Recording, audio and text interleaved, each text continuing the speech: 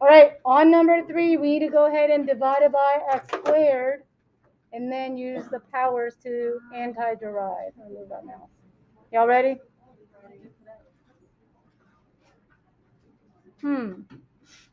Usually that doesn't, actually it does show. Never mind. I don't know why it feels pixelated. I think the quality was really good. The quality's really good. Is it good? I was being sarcastic. I'm not gonna lie. Was it actually good though? No. Man. No, Me? I can still see it kind of. All right, kind of. I mean, you're right in front. You got the HD vision. I have bad eyes. You know what I mean? That's okay.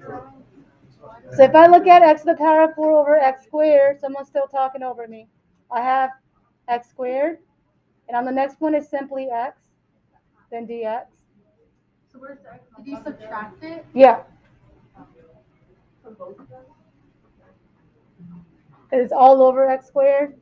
So the rule is we take the original and use our new power. Had the understood 1 over 3. The 3 is from the new power. And then I have 1 over 2 x squared. For anti-deriving, there's always one more piece. What is that called? Plus a c. Now, because this is indefinite integral, meaning this integral does not have a lower and upper bound, we're just going to leave it like that. Whereas on number 1, you had to actually compute all the way. Okay, do we need number 4 or no? No. Someone wants it? Okay, I'll do it. No problem. So on this one, let's rewrite it as a power. So I have is equal to the integral of x to the 2/5 dx. So again, I have 1 over.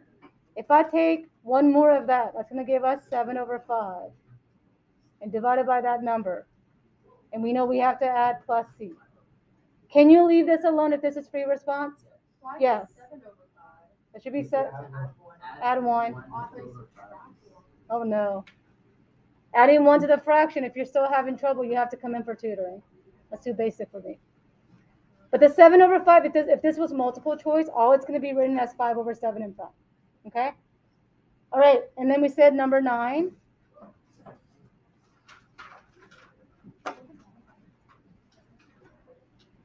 Okay, on number 11, it says to find the capital F prime. What theorem was this called that we went over last time? It's a second fundamental theorem of calculus. So if you have to take that card out, go for it. Can I see the picture? That's like a It's, yeah, go ahead. Let me kind of pause right here. And basically what it states is plug in the upper bound into your variable x, derive that upper bound, minus, do the same thing with the bottom. So let's practice this. Here's my upper bound that I'm going to plug in. So here I have f prime of x is equal to, when I plug in 5x cubed into the variable x, and I keep everybody alone, and at the end I need to multiply it by the derivative of the upper bound. What is the derivative of 5x cubed? 15x squared. So that part is done. Minus for the bottom part. Now we're just plugging the x as it already is, so that part is simple. More like copying. And derivative of the lower bound 1x is what? 1. And you do not need to go any further. Stop right here. If that understood 1 is too redundant, don't write it.